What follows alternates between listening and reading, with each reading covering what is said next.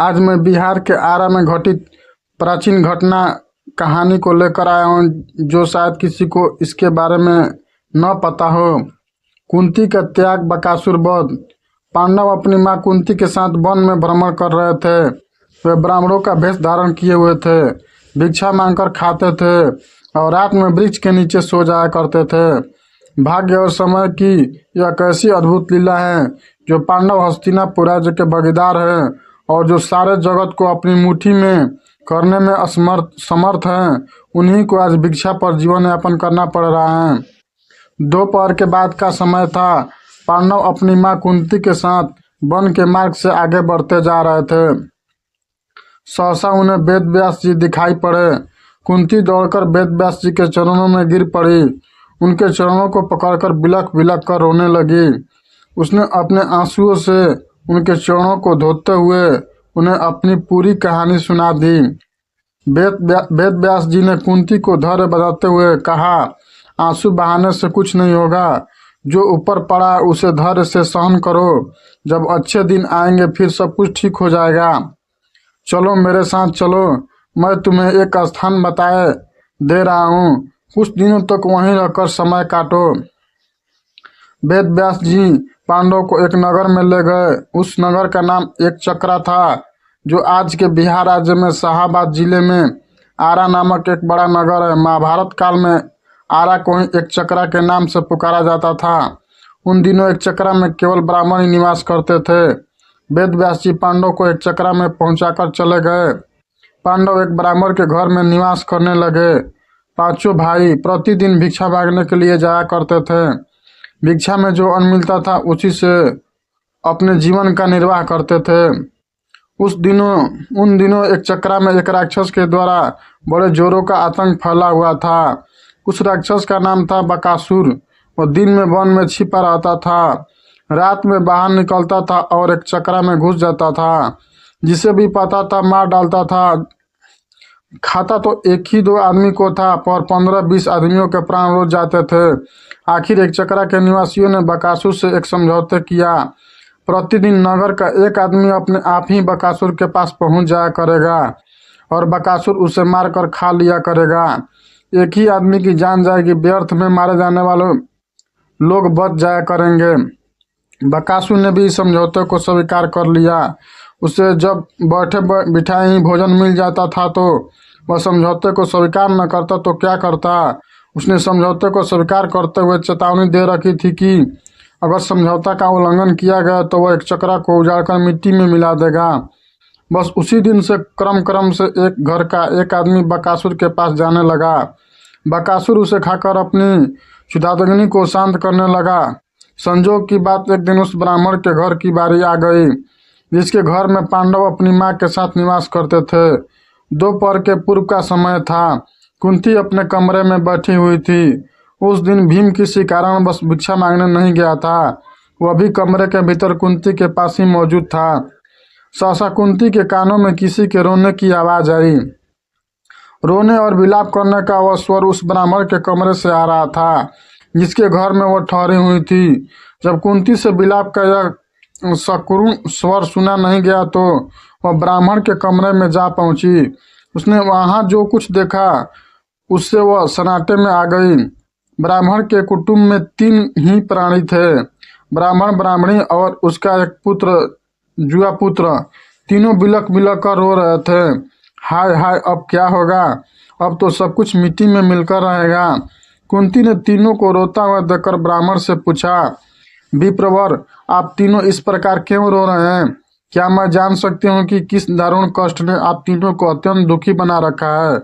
ब्राह्मण ने आंखों से आंसुओं की बूंदें गिराते हुए उत्तर दिया, बहन, तुम सुनकर क्या करोगी? हमारा कष्ट एक ऐसा कष्ट है जिसे कोई दूर नहीं कर सकता। कुंती ने सहानुभूति भरे स्वर में कहा, हम तो गरीब ब्राह्मण हैं, सच है हम आपके कष्ट को दूर नहीं कर सकते, किंतु फिर भी सुनने में हर्जी क्या है? हो सकता है हम आपके कुछ काम आ जाएं। जब कुंती ने बहुत आग्रह किया तो ब्राह्मण ने बकासुर राक्षस की पूरी कहानी उसे सुना दी। कहानी सुनकर उसने सिसकते हुए कहा, बहन, हम तीन कुल ही प्राणी हैं। यदि कोई एक राक्षस के पास जाता है तो वह उसे मारकर खा जाएगा, हमारा घर बर्बाद हो जाएगा। इसलिए हम सोचते हैं कि हम तीनों ही राक्षस के पास चले जाएंगे। हम इसलिए रो रहे हैं, आज हम तीनों के जीवन का अंत हो जाएगा। ब्राह्मण की करुण कथा सुनकर कुंती बड़ी दुखी हुई। वह मन ही मन कुछ क्षणों तक सोचती रही, फिर बोली, विप्रवर, मैं एक बात कहती हूँ, उसे ध्यान से सुनिए। मेरे 5 पुत्र हैं। आज मैं अपने एक पुत्र को आपके कुटुंब की ओर से राक्षस के पास भेज दूंगी। यदि राक्षस मेरे पुत्र को खा जाएगा तो भी मेरे 4 पुत्र शेष रहेंगे। कुंती की बात सुनकर ब्राह्मण स्तब्ध रह गया। उसने परोपकार में धन देने वालों की कहानियां तो बहुत सुनी थी, पर पुत्र देने वाली बात आज तक उसने पहली बार सुनी। और कुंती की ओर देखता हुआ बोला, बहन, तुम तो कोई स्वर्ग की देवी ज्ञात हो रही हो। मुझे इस बात पर गर्व है कि तुम्हारी जैसी देवी मेरे घर में अतिथि के रूप में है। तुम मेरे लिए पूजनीय हो। मैं अपने अतिथि से प्रतिदान लूं, यह अधर्म मुझसे नहीं हो सकेगा। मैं मिट जाऊंगा, पर मैं अतिथि को कष्ट में नहीं पड़ने दूंगा। ब्राह्मण की बात सुनकर कुंती बोली, आपने हमें आश्रय देकर हम पर बड़ा उपकार किया है। आप हमारे उपकारी हैं। हमारा धर्म है कि आपको कष्ट में न पड़ने दे। आप अपने धर्म का पालन तो करना चाहते हैं, पर हमें अपने धर्म का पालन से क्यों रोक रहे हैं? कुंती ने जब बहुत आग्रह किया तो ब्राह्मण ने उसकी बात मान ली। उसने दब्बे स्वर में कहा, अच्छी बात है बहन, ईश्वर तुम्हारा भला करे। कुंती ब्राह्मण के पास से उठकर भीम के पास गई। उसने पूरी कहानी भीम को सुनाकर उससे कहा, बेटा, परोपकार से बढ़कर दूसरा कोई धर्म नहीं होता। तुम ब्राह्मण कुटुंब की ओर से बकासुर के पास जाओ। यदि बकासुर तुम्हें मारकर खा जाएगा तो मुझे प्रसन्नता होगी कि मेरा बेटा परोपकार की वेदी पर बलिदान हो गया। भीम ने बड़े हर्ष के साथ अपनी माँ की आज्ञा को स्वीकार कर लिया। उसने कहा, माँ, तुम्हारी आज्ञा सिरोधार्य है। बकासुर मुझे क्या मारकर खाएगा? तुम्हारे आशीर्वाद से मैं उसे मिट्टी में मिला दूंगा। संध्या का समय था। भीम एक गाड़ी के ऊपर खाने पीने का सामान लादकर उसे खींचता हुआ बकासुर के निवास स्थान की ओर चल पड़ा और बकासुर के निवास पर पहुंचकर गाड़ी पर लदे हुए खाने के सामान को स्वयं खाने लगा। बकासुर कुपित हो उठा और गरजता हुआ बोला, एक तो तुम देर से आए हो और ऊपर से मेरा भोजन खा रहे हो। इतना कहकर वह भीम पर टूट पड़ा। भीम तो पहले ही तैयार था। दोनों में मल युद्ध होने लगा। दोनों की गर्जना और ताल ठोकने के शब्दों से वायुमंडल गूंज उठा। बकासुर ने बड़ा प्रयत्न किया कि भीम को मल युद्ध में पछाड़ दे, पर वह सफल नहीं हुआ। वह स्वयं भीम की पकड़ में आ गया। भीम ने उसे धरती पर गिराकर उसके गले को इतनी जोर से दबाया कि उसकी जीभ बाहर निकल गई। वह प्राण शून्य हो गया। भीम ने उसे उठाकर नगर के फाटक के पास फेंक दिया। उधर संध्या समय चारों भाई भिक्षाटन से लौटे तो कुंती ने सब कुछ सुनकर वे बड़ी दुखी हुए। उन्होंने अपनी माँ से कहा, तुमने भीम को अकेले भेजकर अच्छा नहीं किया। हम भाइयों में वही एक ऐसा है जो संकट के समय काम आता है। कुंती ने अपने पुत्रों को समझाते हुए कहा, तुम चिंता क्यों करते हो? तुम देखोगे कि मेरा भीम बकासुर को मिट्टी में मिलाकर आएगा। फिर चारों भाई भीम का पता लगाने के लिए चल पड़े। वे अभी कुछ ही दूर गए थे तो भीम अपनी मस्ती में झूमता हुआ आता दिखाई पड़ा।